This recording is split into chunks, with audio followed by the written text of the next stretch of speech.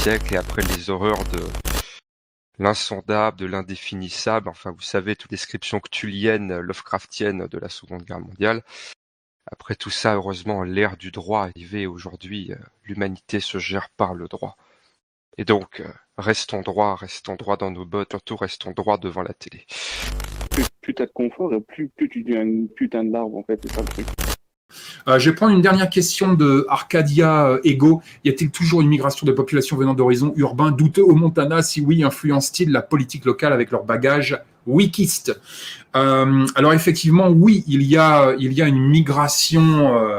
En fait, il y a une migration assez massive aux États-Unis depuis l'annonce et le débordement de la chauve-souris mal cuite.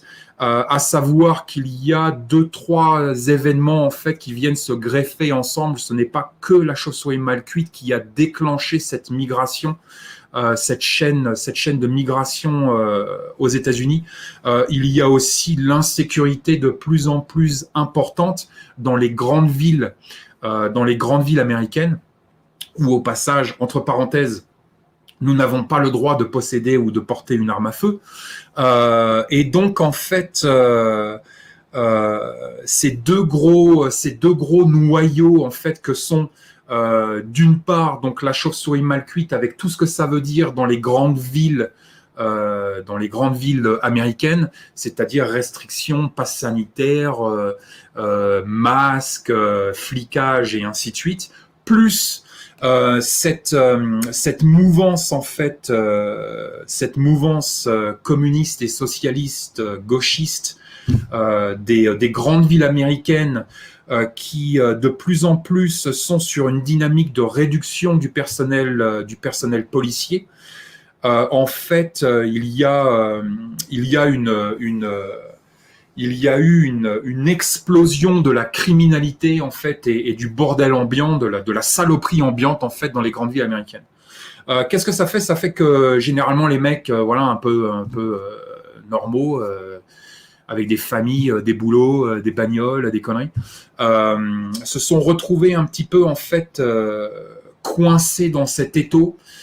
Et donc ont décidé d'une manière extrêmement survivaliste en fait de se dire que ah putain c'est peut-être mieux ailleurs quand même pour l'avenir de mes gamins ou pour mon boulot ou pour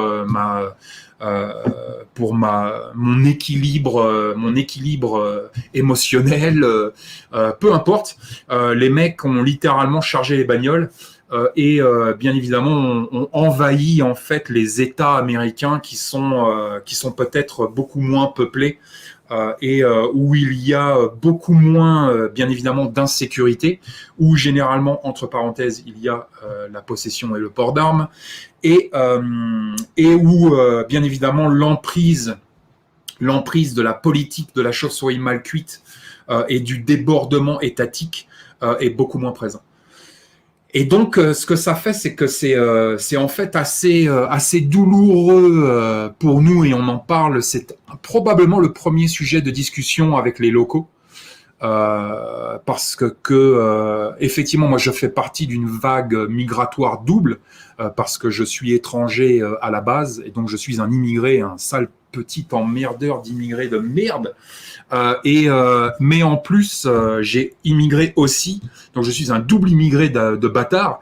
Je suis un immigré donc d'un autre pays, et en plus, je suis immigré d'une grande ville de gauche américaine pour venir m'installer en milieu rural de droite américain. Donc je suis un double enculé en fait pour les locaux. Mais ça se passe plutôt bien parce que voilà, on a un petit peu le même terrain philosophique. Et donc en fait, c'est le premier sujet de conversation aujourd'hui en ville. C'est justement cette ce débordement, cette invasion. Appelez ça une putain d'invasion, les gars. Cette migration absolument détestable d'urbains de gauche. Pour résumer, il y a bien évidemment une migration d'urbains de droite, parce que ces mecs-là, pareil, se sont dit putain, ça part en couille. Bon, c'est bon. Les États et les villes de gauche, j'ai donné, j'en peux plus. je vais aller m'installer dans un État de droite et dans une ville de droite. Donc on a un pourcentage de cette migration qui effectivement qui est salutaire, qui sont des mecs qui ont eu un instinct de survie et qui se sont dégagés en fait, qui se sont échappés, évadés de cette prison gauchiste de merde. Mais je dirais que la majorité quand même, 80% de l'immigration que nous venons d'avoir dans mon État et dans ma ville, ce sont des bourgeois de gauche, de grandes villes américaines, surtout Denver, surtout San Francisco, Los Angeles, Portland, enfin que des trucs de merde. En fait, que des trucs de merde. Que des trous à rats, quoi. Et donc, effectivement, ce qui est intéressant, c'est que on ne voit pas encore l'influence politique directe. On voit une influence politique indirecte s'installer, bien évidemment. Mais ce qu'on remarque le plus, en fait, c'est le niveau de saloperie. Le niveau de saloperie est largement monté. C'est-à-dire que maintenant, les mecs conduisent comme de la merde, on a des embouteillages, les mecs klaxonnent, alors qu'avant, personne klaxonnait ici. Hein. Enfin si, tu klaxonnes pour dire bonjour. Pipi, bah, regarde, putain, c'est Bertrand. Donc voilà. Les boutiques, les magasins, les petites et moyennes entreprises aux alentours ont tous la même conversation, c'est-à-dire qu'on applique quand même des salopes. Donc les mecs sont jamais contents. Enfin, c'est vraiment une dynamique de petits bourgeois de gauche urbain, vraiment catastrophique pour nous quand même, vraiment catastrophique. On l'a déjà vu à l'échelle politique, métapolitique et sociale, puisque par exemple, je vais vous donner un petit exemple tout bête, mais par exemple, on a une forêt nationale à côté. Donc, forêt nationale, ça veut dire quoi? C'est-à-dire que c'est une forêt protégée qui est nationale et donc qui est enregistrée à l'échelle de l'État, à l'échelle nationale, à l'échelle du pays. Et donc, on a certains droits en tant que citoyens, puisqu'en fait, cette forêt nous appartient, puisque c'est nous qui payons largement au travers de la chasse et des chasseurs, c'est nous qui payons pour avoir cette forêt protégée, nettoyée, et ainsi de suite. Et donc, pour vous donner un petit exemple, quand j'ai déménagé ici, cette forêt nationale, on pouvait aller avec nos armes à feu dans cette forêt nationale et on a tellement croisé de gauchistes urbains de merde avec nos flingues en tanker et nos flingues derrière l'épaule et tout. À chaque fois, ils nous regardent comme si on allait les trucider derrière un buisson de framboises sauvages. Ils se sont tellement plaints au shérif et à la ville que maintenant on a par exemple plus le droit, ils nous ont retiré le droit de décharger une arme à feu en forêt. Voilà. Donc c'est les petites choses comme ça qui s'effritent. Et petit à petit, ça va devenir une ville de salopes, comme toutes les autres villes, puisque de toute façon, le gauchiste de base est un virus, et il arrive en fait dans un endroit plutôt sympathique, et au fil des années, il met de plus en plus d'injonctions politiques, métapolitiques, sociales, émotionnelles dans cet environnement, sur cette pastille. Il dégrade cette pastille, ce qui crée du crime, de l'insécurité, des mères seules au foyer, des cambriolages de bagnoles, du viol et ainsi de suite, du viol, du vol et de la violence, hein, les 3 V. Ce qui injecte ça dans cette pastille-là, vu qu'il y a de plus en plus de 3V, vol, violence et vol, les flics sont quand même assez au taquet. Ils se disent, bon putain, c'est des mecs un peu quand même rétro, avec des chemises Filson, bon, ils se disent, bon, on va envoyer un petit peu le pâté, ça dérape, après donc les gauchistes de merde disent, ah non, il faut moins de police. Donc ça crée encore plus d'insécurité et de drogue et de bordel et de machin. Et au bout d'un moment, c'est tellement insécure que les petits gauchistes bourgeois qui ont voté, qui ont déclenché, qui ont nourri et qui ont fabriqué cette société se disent, ah, je ne peux pas éduquer mes enfants dans cette porcherie, c'est impossible. Et les mecs bougent dans une autre ville et refont le même cycle. généralement ils bougent dans une autre ville qui est traditionnelle de droite catho, et ils refont le même cycle et détériorent la totalité de ce micro-organisme qu'est cette petite ville de droite catholique. Et voilà. Et donc on est au début de cette transformation gauchiste. En fait, on est au début de la gauchisation de ma petite ville. Et donc, moi, ça me fait rire, en fait. Parce qu'il y a deux solutions. C'est soit je pète un boulard, je commence à pleurer. En fait, il y a trois solutions. Soit je me barre en Alaska, laisse tomber, je dis allez tous vous faire mettre. Je pars en Alaska et je vais aller vivre sur un canoë, moi, c'est pas possible. Je vais faire mon Jack London si ça continue. Soit je rigole et je me dis putain, c'est vraiment quand même assez exceptionnel. Essayons d'accélérer le truc.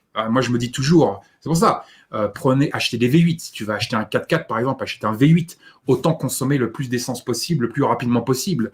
Cette espèce d'effritement sur 40 ans, c'est pas possible. Moi, ça va pas le faire.